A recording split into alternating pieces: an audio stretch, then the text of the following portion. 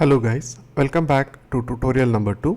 In the last tutorial we saw how to sign up to VW Basic, how to sign in and create a simple application.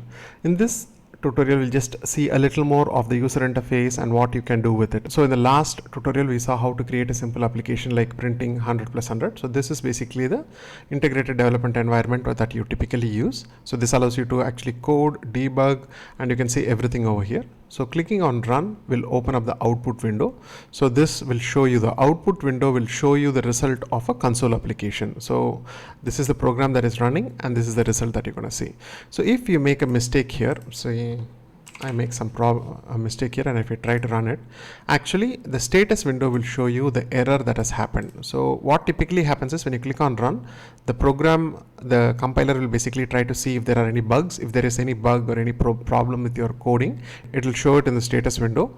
In case there are no problems, then it will basically show the result in the output window. So this is how basically the run works. When you try to leave the application without saving, it will always prompt you.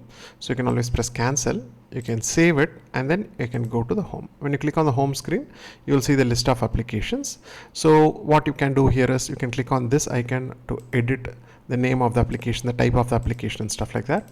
So you can click on this to clone an application. So I'm going to just clone it. Cloning is just copying it to another copy, so that way you don't have to retype the whole code. So in case you have like one program already written and you just want to change portions of it, you can always clone the application. Let me just put 2. I'll go back to the console and I can click on save. So you can actually save the application. So I can click on this and see the code is there. So I now have 2 versions of the same code. So this is how you can clone it. You can click on this to delete the code. So I can remove it. So once I remove it, it goes off. So in case you delete a file by mistake and you want to recover it, you can just click on advanced and you can say restore file, and these are the files that we deleted. So let me just restore that. Once you restore it, it comes back. So that way whatever you delete will not actually go, it's still there, so it's not shown. So you can always go back and recover the file. So this is how you can do it. So you can always click on restore. I can restore this file and this also shows up here. I can always delete it back here.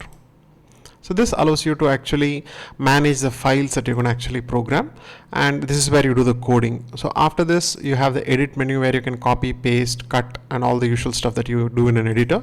You can also do search of code, you can replace strings and things like that. That's standard editor operations. So in the build menu you have check. Check basically allows you to check the program without running. So you can click on this and it will tell you if the program is okay. It didn't run actually. So when you click on run, now it will run. So this button basically does both together. It both checks and runs together. This run button is just for running.